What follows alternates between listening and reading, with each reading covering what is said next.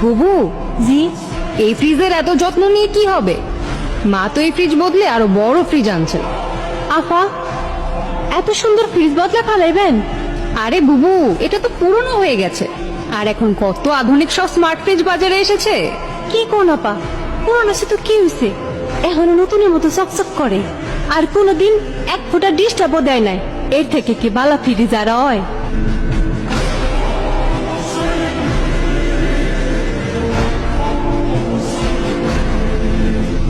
আপা, একটা কথা কই।